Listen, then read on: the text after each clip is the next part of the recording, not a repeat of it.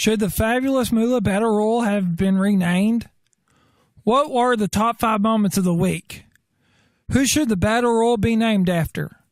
All this and more next on the Power of Pro Wrestling podcast.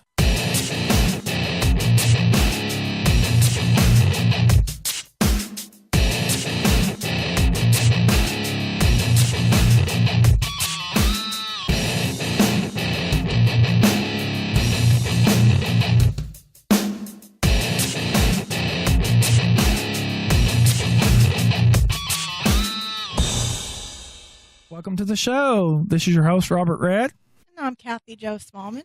If you like this podcast, subscribe to us for free by searching the Power of Pro Wrestling on iTunes, the iOS podcast app, or play music.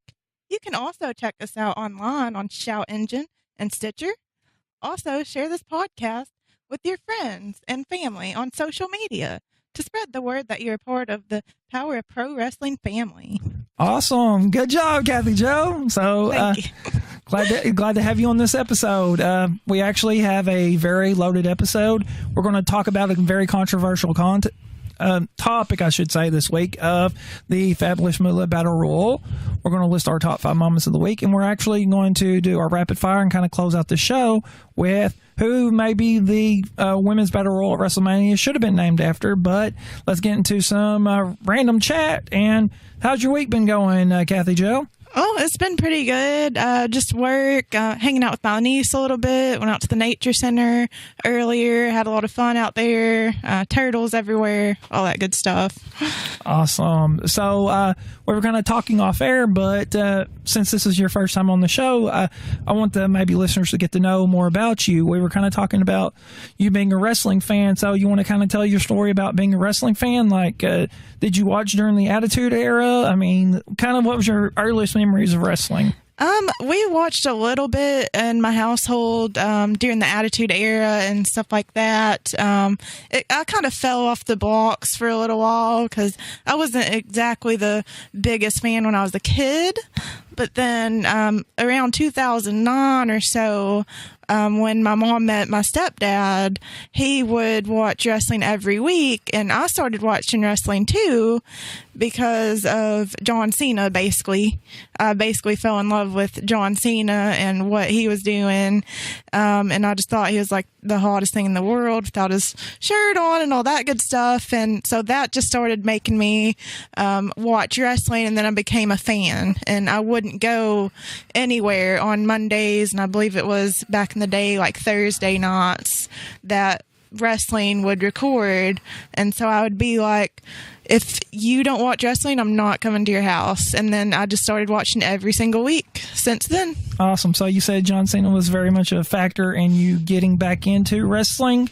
Oh, yes. Okay. So what kind of caused you to kind of fall off the blocks there, as you said? Like, you said you watched during the Attitude Era. What kind of caused you to kind of like turn away from wrestling for a while? I mean, I guess it just really wasn't relevant, to my life. I just didn't watch it. My mom didn't watch it. My family didn't watch it. So, I guess people around you that actually watch wrestling make you want to also watch wrestling. Yeah, that's definitely like my story. I don't know if I shared this. Like, my mom is so much against wrestling. It's funny. Like, we talked kind of off air, or all of us that talked off air. Like, she did kind of like Lawler, and like she mentioned, she liked Stone Cold and like The Rock and stuff like that.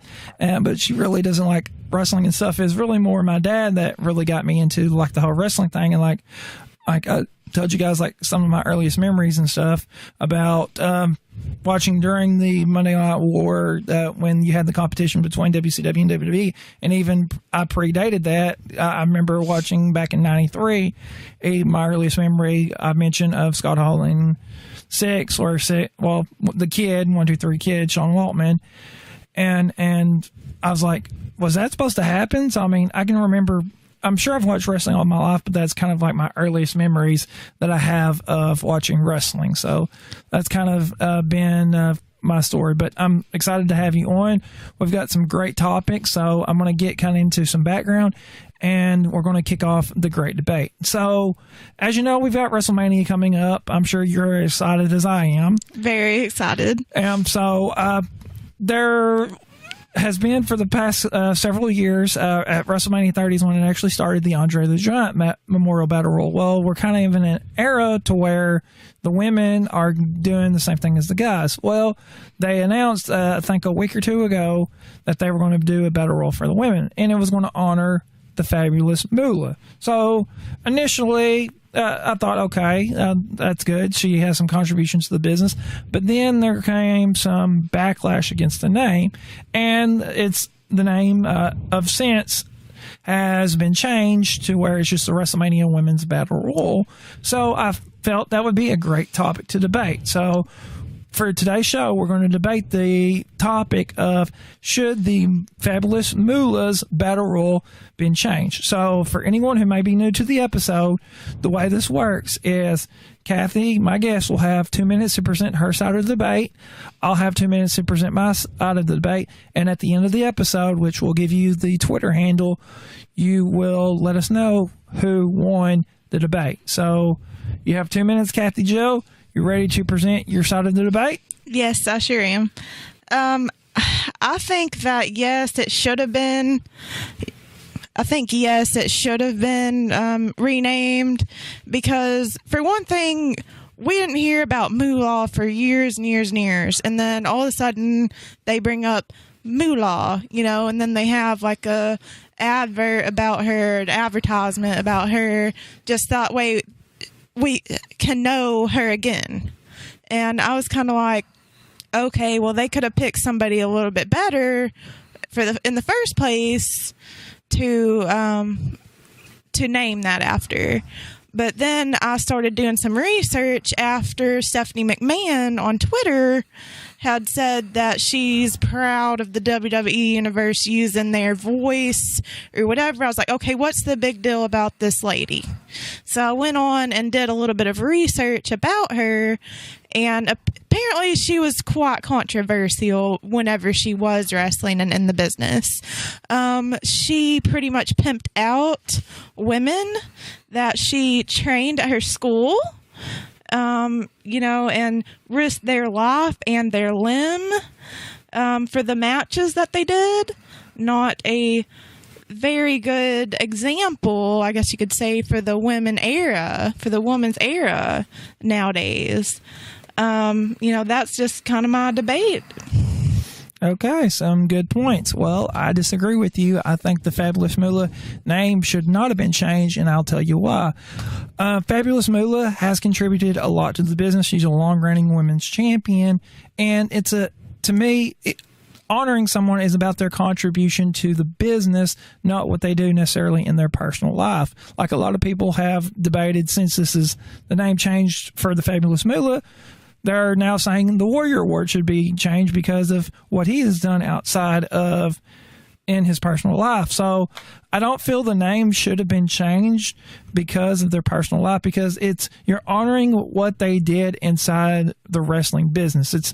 You don't look at the show and look at someone's personal life like, oh, that guy's done this and this and this. I mean, we've seen it with like House of Cards and like a lot of shows where the Weinstein, I believe it was Harvey Weinstein, and because of what he did in his personal life, and like you've had Kevin Spacey and stuff like that, you don't look at other shows and think of what people do in their personal life, and that impacts you watching the show. So I don't feel that really should have been the reason why that they changed the name of Fabulous Moolah. Yeah, she did bad stuff outside, but it's her contribution to the business. And I go back to like my Chris Benoit debate about how he should be in the Hall of Fame since we're soon WWE. And I only say that is because of his contribution to wrestling. It's not, if you're going to gripe about the Fabulous Moolah and stuff like that and changing the name, aiming like the Warrior, or it's akin to like the Chris Benoit thing. Like, he was such a great performer and a beloved performer. Right. Or his contribution in wrestling should be honored, because the man outside the ring and the man in the ring are two totally different things. So that's why my whole main argument of they shouldn't have changed the Fabulous Moolah Battle Royal name to somebody else. Else they should have left it the Fabulous Moolah, because you were honoring her legacy and her contributions in wrestling, and really her personal life should have been left out of it when choosing who you're going to name after it. But that's all the time we have for the debate. So let us know who won on Twitter at PPWP Podcast. But don't you go anywhere. Me and Kathy Joe, we've got our top 5 moments of the week coming up next. Attention all pro wrestling fans. You now can show your support for the podcast that is by wrestling fans for wrestling fans. The Power of Pro Wrestling Podcast on Patreon. On Patreon, you will get early access to the podcast along with access to articles and other great content.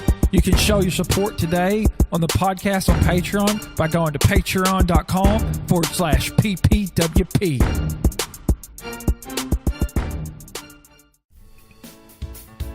Hello, everyone. This is Robert Red. I'm Chris Heineken. And our show can be heard on Stitcher. Stitcher is radio on demand. Download the free app today. You can listen anytime and anywhere.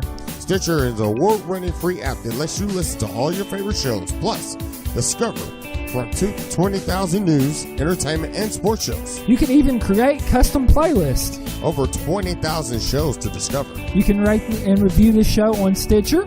Also available on iOS, Android, Nook, and iPad.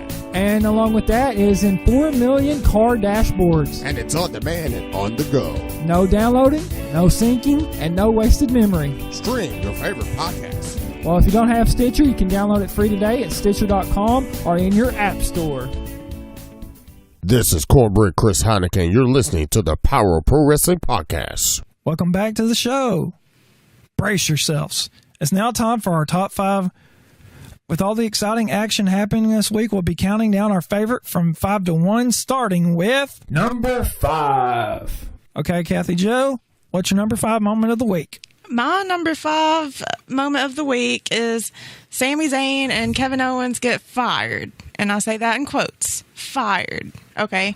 So Daniel Bryan is standing out there and he's giving a speech or whatever. Well, this is afterwards. Sorry. This is at the end of the show, where he gets basically, he just says that they're fired, but he says, "Oh, for now, but not forever." And then, basically Owens and Sami Zayn moments later, they just attack the heck out of Daniel Bryan, like basically throwing him up against the ring apron, you know, just destroying him completely. And he gets carried out on a stretcher, you know, big deal. After at the beginning of the show, he had just said he was medically cleared to do wrestling. So, okay, does that just give them free reign? Or carte blanche, as I'd say, yeah. Yeah, to beat the crap out of Bryan. You know, it's just kind of upsetting, for one thing, because Daniel Bryan, he was sticking up for them two guys for forever. And so then they just basically turn against him just because, you know, he had to do what he had to do for business. You know, and this is just all business. You know, it probably doesn't have anything to do with them personally as friends or anything like that. But I mean, my question is, after this happened, is he still gonna be medically cleared to wrestle in the ring when he just got messed up after being medically cleared? Yeah, I'm sure he will be. And that was a great moment of the week. So, I mean, that was a great number 5. I'm going to get to my number 5, and it's actually going to come from Impact Wrestling. That's airing right now as we're recording. And I picked the Monsters Ball match that was between Abyss and Kongo Kong, just for the simple fact of the importance of the match, that it's a Monsters Ball and just how its violent nature and stuff. The match wasn't really as violent as I wanted it to be. That's why I ranked so low, and it's number 5. Had it been a little more violent and physical, I think I would have put it higher up in the rankings. But I mean, I enjoyed kind of like the spots, and it was kind of like a nostalgia fest of what you expected a Monsters Ball match to be. It had like the barbed wire board. Oh, wow. You had the thumbtacks, which you poured out during the match. You had the tables. Also, it wasn't as exciting as the old Monsters Ball all matches have been, but just for the nostalgia factor, that's why I had to put it as number 5 moment of the week. I didn't want to slide Impact. Act and not put them on my list. It's because there wasn't really a whole lot I liked about Impact. But just for the simple fact of the nature of the Monsters Ball match and just the nostalgia factor and the level of violence, that's why I put it as my number 5 moment of the week. Now, that definitely takes you back to nostalgia, attitude era type of stuff, the stuff that got you into wrestling. Well, not necessarily that far back, but I mean, kind of like the glory days of Impact. So that was why I put it as my number 5 moment of the week. Number 4. Okay, Kathy Joe. Number 4. All right, my number 4 moment of the week is Carmella tries to cash in her Money in the Bank contract on SmackDown Live. Ooh, this was actually an interesting moment. You want to tell us why you put that at number 4? Okay, I'm just like, when I was watching this, I was like, okay, is this another Baron Corbin that's about to happen? Like, is it another instance where another failed cash in? Yeah. Not going to be able to actually, cash it in. But, they covered it up. They covered it up 100%. Oh, the referee didn't have time to get it to the official. That's a lot of bull. It was right there before our eyes. They had time. She cashed it in. She should not still be Money in the Bank, but she is. Yeah, well, I mean, the bell never rung. They really should have changed it into a triple threat match if that's what they're going to go in. And like, what I didn't like about, I enjoyed it because it made the match between Natty and Charlotte interesting, was the whole attempted cash in. But what I found interesting about it, or confusing, I was kind of questioning, why did she bring her own referee out? There's already a ref in the ring. Just you come out to the ring, say you're cashing in, it gets turned into a triple threat, and then you could make the pin. Well, it's because of what happened last time when she tried, which was very similar. Yeah. But she didn't have her own referee out there, and the referee had his back turned. Yeah. Okay, so what they're trying to do, they're trying not to let Miss Money in the Bank or Money in the Bank in general, like Mr. Money in the Bank, get a bad rap. Because they know that the two people that won that wasn't up to par. And they don't want that pay-per-view to get a bad rap, basically. Okay. They don't want the title to get a bad rap. So that's why they covered up Carmella's mistake. And that's why they're just trying to make it to where the women's revolution is living on. Because also, guess what? The first Money in the Bank, the first Miss Money in the Bank would get a bad rap if Carmella, and then does that really leave leeway to want them to have another Miss Money in the Bank match if Carmella can't cash it in and can't get the title? They're waiting on the right time exactly for her to be able to get that title. Yeah. And I mean, I think that would be a bad precedent if you let your first Money in the Bank winner not, your first women Money in the Bank winner not successfully cash in, especially with Baron Corbin failing. It would kind of like, what's the point of the Money in the Bank then if they're not going to successfully cash in? So yeah, I think it would hinder it. My number 4 is actually going to come from Monday Night Raw, and it is the infamous John Cena promo. You mentioned him at the top of the show, and just what I loved about it, this has probably been John Cena's best work that he's done probably throughout his career in this promo. He's been trying to get The Undertaker, and just I love the story of him trying to get The Undertaker. He mentions, like, I called you out last week, no response. So the reason why I put this as my number 4 moment of the week was the whole, he got the crowd involved and they had the do something chant. I mean, it was just a very impassioned promo. You really could get behind Cena, and it gets you excited for WrestleMania. And I'm excited to see Cena and The Undertaker, because this could potentially be Undertaker's last WrestleMania. You've not really seen John Cena and Undertaker have a lot of interaction. They did, like, back when Cena was still kind of new, but Cena's legend's kind of grown. You have Undertaker's legend that's just infamous at WrestleMania. So it just makes me want to see this match, and this really gets me hot for WrestleMania. And it was a very impassioned promo. So that's why I put it as number 4 over the Monsters Ball, because I liked it and it got me excited for WrestleMania, which is what it's supposed to do. But there were other moments that happened this week that I felt were better. So that's why it's so low on the totem pole at number 4. Number 3. Okay, Kathy Joe, numero trace. All right. My number 3 moment of the week is coming out of Raw, and that's Bray Wyatt versus Matt Hardy, the Ultimate Deletion match. Delete. Yes. I mean, that cracks me up every time. But what I thought, it was just one of the weirdest matches that I've ever seen in WWE. Like, strange. I mean, just 100%. You've never seen anything like that. Delightful. But, I mean, like... Okay, so they're in Matt Hardy's garage at one point in time, and he is trying to run over Bray Wyatt with the Husqvarna. Yeah, the mower of lawns. Yes, the mower of lawns. I'm like, why is there only a lawnmower in your garage, and why is there a ring set up in your garage? Hey, don't be hating on us. A lot of indie promotions would love that.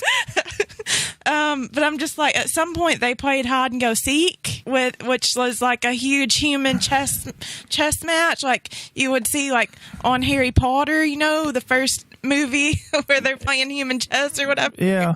So or like maybe a Scooby-Doo thing, like hide and seek or something. Yeah, I mean, it was just like the weirdest thing I've ever seen, and I'm a really huge Matt Hardy fan, and my fiance is too, Bobby. But anyway, Bobby. Like Matt Hardy, you know, I want him to be on the top and win, but why did they have to make his character so strange and out there? And then you have Bray Wyatt. Okay, we're used to seeing strange stuff with the host Sister Abigail and the Randy Orton, and I actually have in my notes here that it took me back to whenever Randy Orton and Bray Wyatt had a rivalry or whatever. Yeah, at Mania last year. So they were just trying to carry on that weirdness of Bray Wyatt, but they had brought it on to Matt Hardy, I feel like, as well. And then, you know, you got at the end, Bray Wyatt gets... you know, thrown into the river. The Lake of Reincarnation. Lake of Reincarnation, yes, thank you. And then no one's ever heard from him. And it says on WWE's website, no one's ever heard from him again since that night. Ooh, interesting. So, good choice for number 3. Now, are you sure you haven't been copying off me, Kathy Joe? You sure you haven't? No, we didn't discuss it at all. Okay, well, good. You want to guess what my number 3 moment of the week is? Deletion match? Yeah, the Ultimate Deletion match from Monday Night Raw. So, so I was like, when you were saying that, I was like, okay, you sure you haven't been talking with me? Well, you have one of mine too, so. Oh, yeah, I'm sure. I've got the Ultimate Deletion, and while you're saying it's so weird, this is why it's so important to just WWE fans. It's okay to be in a WWE bubble, but you have to experience wrestling outside of WWE. This is a carryover from Impact Wrestling. So if you watch the Impact Wrestling, you'd understand the whole broken Matt Hardy and the broken universe, or so you would really understand. So to a new viewer, yeah, this is going to be strange and weird, but if you've watched the whole evolution of the broken gimmick, and then this was WWE's version kind of a final deletion, which he had with his brother Jeff, or brother Nero, as he called him. Okay. And it spiraled to Delete or Decay, and just several different kind of segments like this have happened in Impact Wrestling, and that's why they were so popular, because of this all weird and stuff in wrestling. And that's a lot of the reason I feel they got brought back last year at WrestleMania, was because of how popular of an act they had become, and especially Matt, because you have usually Jeff is the more popular of the Hardy Boys, but now it seems like it's more Matt. So it's a very interesting take. I mean, I love this strange weirdness. So I'll actually go to my notes and explain why I put this as number 3. I have the familiar setting that we all know and love from Impact Wrestling. So if you've watched Impact Wrestling, I mentioned that. It started out as just a standard wrestling match. You had a wrestling ring in the woods. Right. So who put the wrestling ring in the woods? How'd it get there? Yes. Yeah, very strange. I've got no deletion, no Abigail. Matt Hardy, I think, tried to hit a twist of fate during the early part of the match and happened. Got countered. And Bray went for Sister Abigail.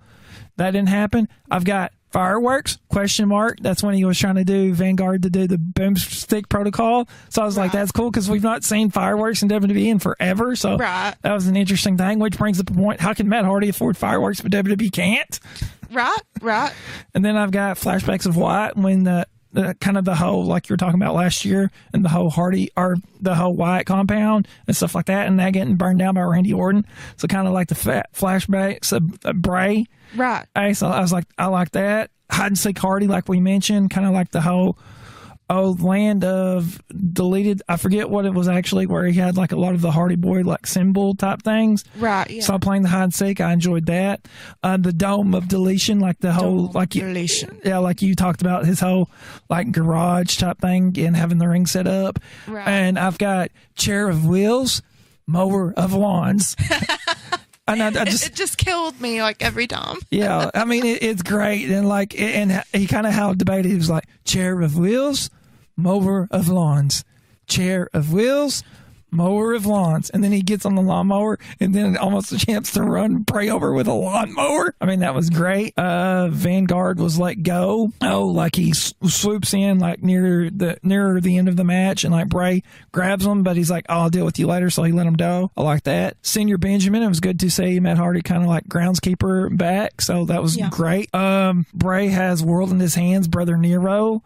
Oh, so when he flipped over the dilapidated boat, Senior Benjamin, like I mentioned, was there, and he has like an inflated globe, and he throws it up at Bray, and I was like, that was a nice touch, because Bray always would sing, "He's got the whole world in his hands." So that's a great callback, and to have Senior Benjamin do that, and then have Brother Nero, Jeff, kind of appear singing it, is like great, and it kind of like was messing with Wyatt, and then we kind of got the twist of fate 8 to end the match, and then him throwing in the Lake of Reincarnation. I love that. I've actually tweeted out, I want him to come back as Husky Harris.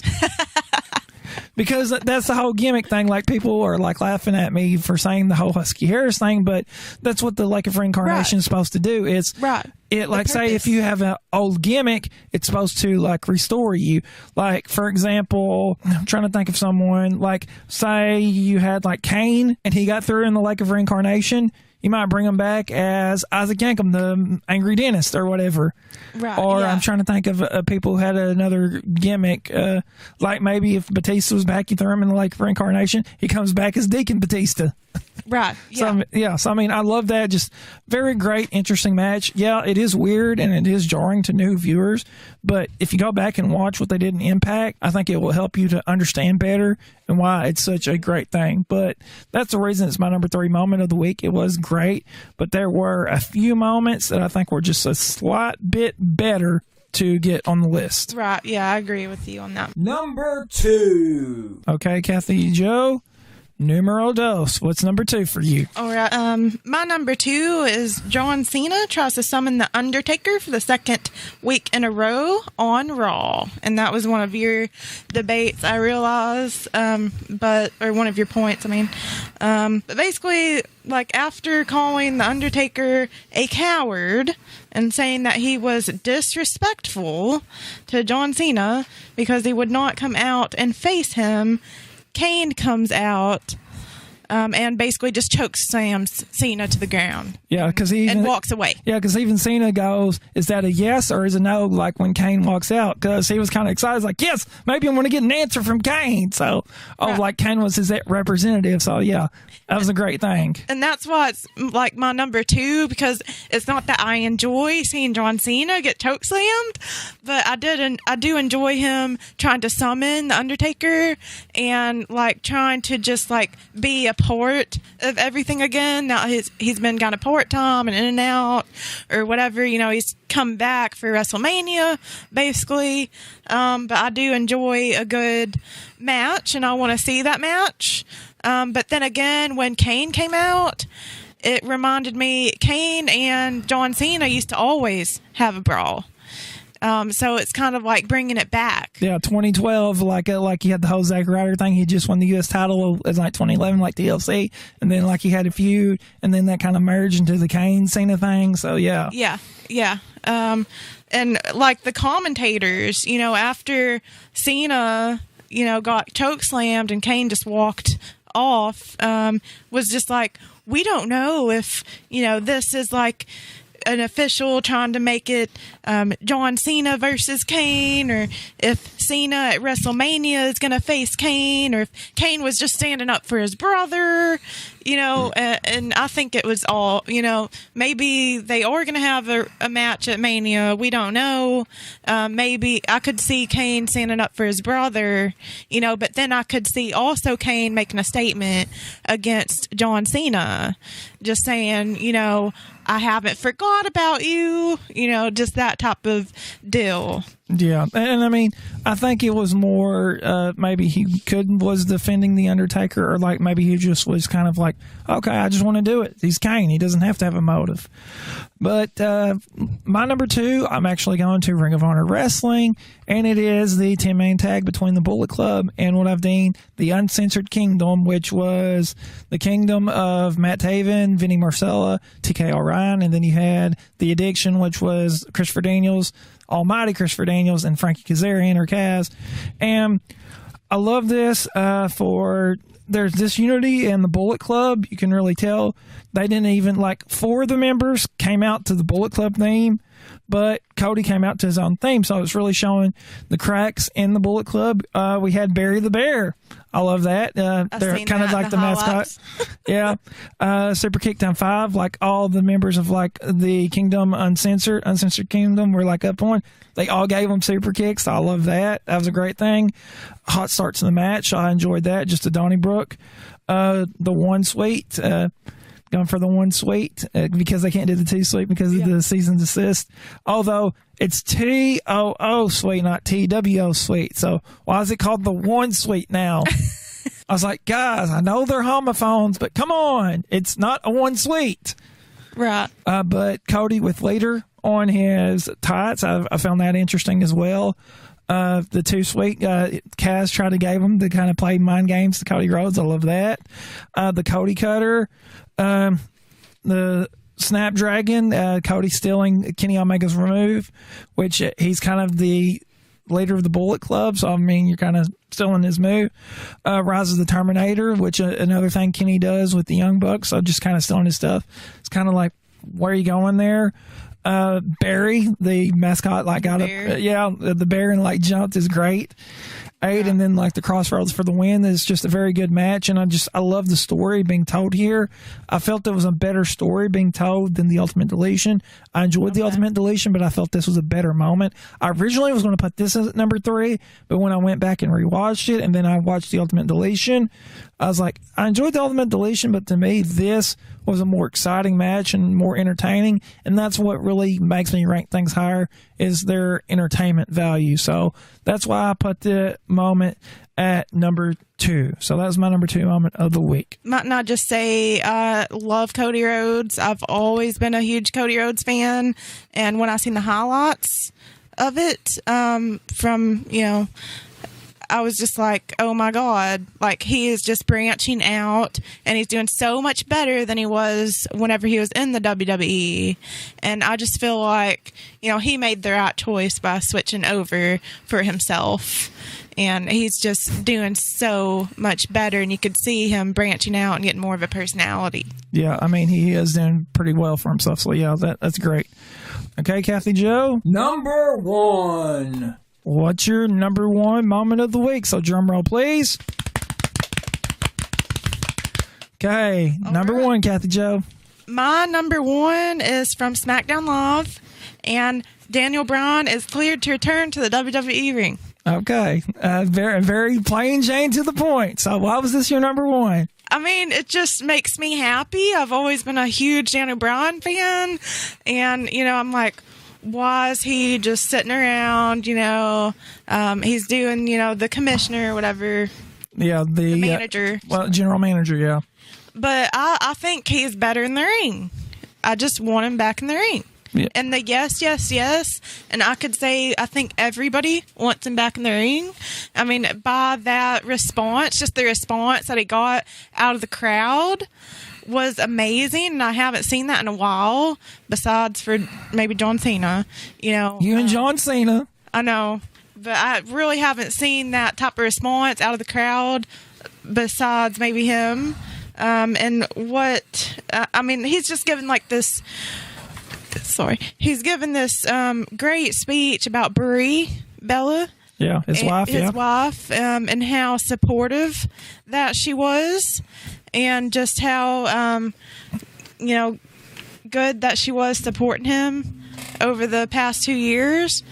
And, he continued to fight through his injuries and through everything that was going on. I know at one point in time he had vertigo, like, for a while. Yeah, I know, like, I think early on, like, maybe 2015 or something, or 2016. I don't remember the exact timeline, but I think, yeah, he did have vertigo.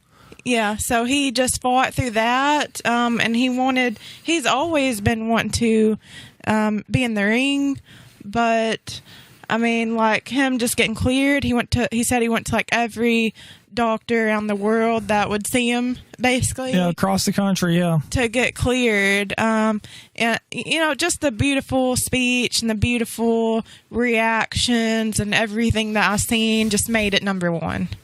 I just couldn't put anything else on the number one. Okay, that's a good number one. My number one moment of the week, you want to guess what it is? What is that? My number one moment of the week is the Daniel Bryan return. So, I mean, it's the exact same thing. It's like you said, I'm a huge Daniel Bryan fan here in where we record. I actually have a Lego figure of Daniel Bryan, and it has the yes, yes, yes. So, I'm a big Daniel Bryan fan, and just to see him get cleared, because it was very sad on February 8th, 2016, I believe. Yes. Eve, of him giving the retirement speech. It was so heartbreaking, because when you love doing something and you can no longer do it, it's heartbreaking. Yeah. And experience. It would be like for a guy or girl going after the love of your life and like really being in love with them, and then like breaking up with them and like, or them dying or something. It's almost to that level. So, I mean, just doing something you love and you can't do it anymore. It's just heartbreaking. So, I mean, and there for the longest time, it seemed like he wasn't going to be cleared by WWE. So he had just resigned. Okay, you're not going to clear me.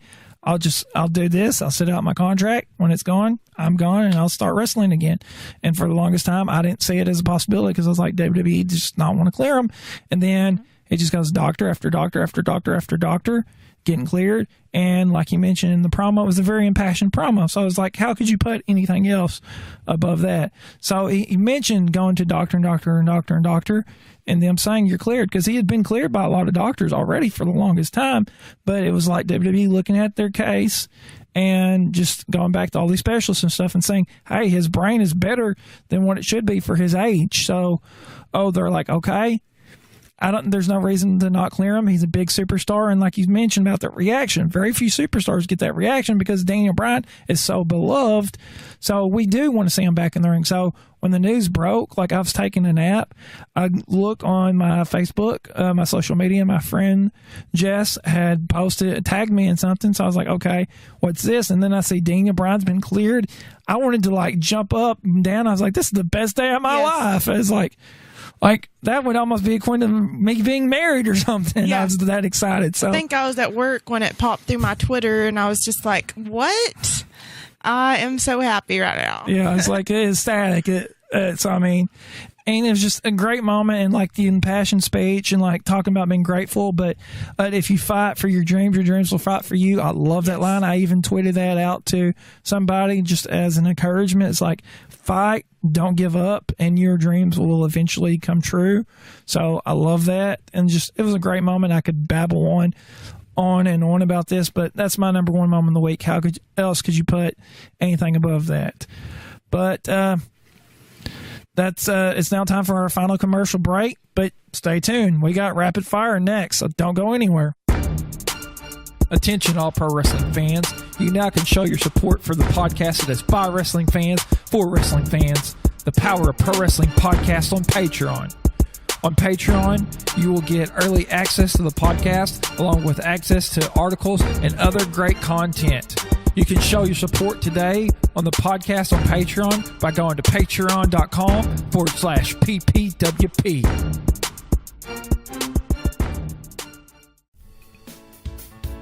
Hello, everyone. This is Robert Red. I'm Chris Hannigan. And our show can be heard on Stitcher. Stitcher is radio on demand. Download the free app today. You can listen anytime and anywhere. Stitcher is an award-winning free app that lets you listen to all your favorite shows, plus discover from 20,000 news, entertainment, and sports shows. You can even create custom playlists. Over 20,000 shows to discover. You can rate and review the show on Stitcher. Also available on iOS, Android, Nook, and iPad. And along with that is in 4 million car dashboards. And it's on demand and on the go. No downloading, no syncing, and no wasted memory. Stream your favorite podcasts. Well, if you don't have Stitcher, you can download it free today at Stitcher.com or in your app store. This is John Ray, and you're listening to the Power of Pro Wrestling podcast. Welcome back to the show. It's now time for the fastest segment of the show, Rapid Fire. For this edition of Rapid Fire, we'll be giving our thoughts on who WWE should name the Battle Royal after. So let's start with Miss Elizabeth. Okay, Kathy Joe, do you think they should have named the Battle Royal after Miss Elizabeth? I think it would be okay if they did.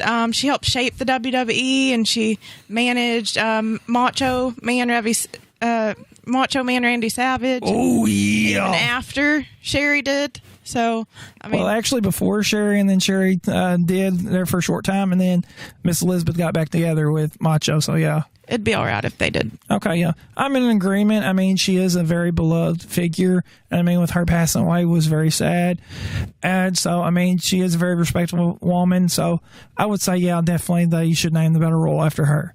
Okay, let's move on to, since you mentioned her, let's go to her contemporary, Sherry Martel. I don't really think that they should. But then again, saying Moolah lost her title to Sherry, and then Sherry had the title for 18 months, and it kind of reminds me of Asuka, you know. Asuka? Sorry. Hey, I know you made the same mistake. Yeah, both managed and did a lot of wrestling. You know, she also managed Randy Savage, which was huge in the wrestling business. So, I mean... Yeah, Harlem Heat. We can't forget Harlem Heat in WCW. It would be all right, but I just don't see her as being just the figure to name after. Okay. I wouldn't mind it because, I mean, of her contributions and stuff. She's another beloved figure. Or maybe not to the level like you mentioned about Miss Elizabeth, but, I mean, yeah, I could definitely see them naming a Battle Royal after Sherry Martel. How about we move on to Dixie Carter, the former president of Impact Wrestling, not the actress from Designing Women, I believe.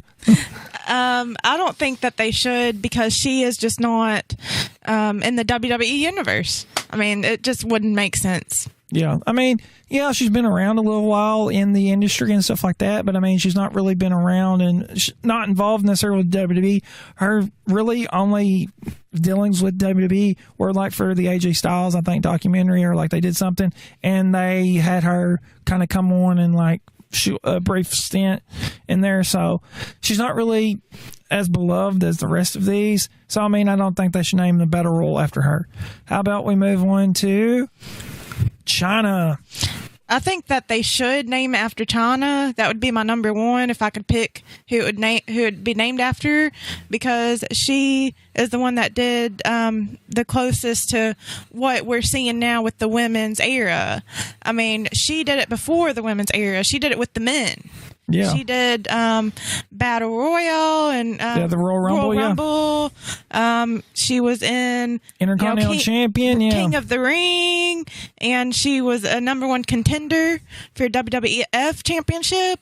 So she definitely contributed majorly to what's going on now. We're seeing, the women trying to match the men. She was in with the men. She did better than what the women are doing nowadays. So I think 100% should be named after Chyna. Okay. Yeah, I agree with your points. Chyna, I mean, she seems to have gotten the good graces of the WWE since she's passing, and that seems to happen. It's almost like when you pass away in the WWE universe, you're absolved of all your wrongdoing. And they could possibly name it after Chyna.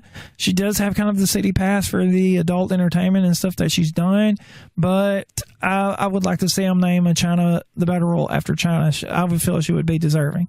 And let's close this one out with, how about the head woman in charge, Stephanie McMahon? No. Just don't name it after Stephanie. Well, for one thing, she's not dead, so it wouldn't be a memorial. It'd just be a Stephanie McMahon. You know, I just don't think that it should be named after her. Okay, I'm in agreement. I don't think they should name the Battle Royal after Stephanie McMahon. I mean, yeah, she has contributed to the WWE and stuff. And like you said, for it to be a memorial Battle Royal, it would be better if someone had passed on. So from that, I don't think they would really need to name the Battle Royal after her. But that's all the time we have today for the podcast. Thank you, Kathy Joe, for joining me today. I enjoyed having you. Thank you. Where can people find you on social media? You can find me on Twitter at CJ_corrupt. That's CORRUPT. You can find me on Facebook, just Kathy Joe Smallman. That's about all that I got. Okay, interesting. No Instagram, no Twitter, or no Snapchat or anything like that? I got the Twitter, but not the Instagram or Snapchat. Wow, not the typical woman. Okay, guys, we're going to have to get her on. We got to start with Micah now. Kathy Joe's going to be our next one to get on Insta. So, you can check me out on social media. Facebook is facebook.com/Robert Red Jr. At Robert Red Jr. on Twitter. The podcast one, as I mentioned, is at PPWP Podcast. YouTube channel where I do videos and stuff. So check that out. It's youtube.com/user/the Robert Red. So definitely check that out. Instagram.com/Robert Red Jr. Hopefully after the show, you're going to get to see this beautiful face of Kathy Joe. Oh, and a picture on my Insta. So definitely check it out. Please leave us a review on iTunes and Stitcher along with your comments about the show on social media. So if you guys would do that, it would really help out. It'll help to make the show even better. You can also financially support the show on Patreon where you'll get all sorts of wonderful perks. And you can read some of our guest articles, which all this month, the month of March, is free. All you got to do, guys, patreon.com/PPWP. Sign up for a free account. You're not going to have to pay for it. Free account, and go and check out all of our stuff. Not only her articles I've written, just a lot of great content on there, guys. So definitely go and check it out and read our stuff. But we would like to thank you guys today for checking out the show. And you can catch us next time on the Power of Pro Wrestling podcast.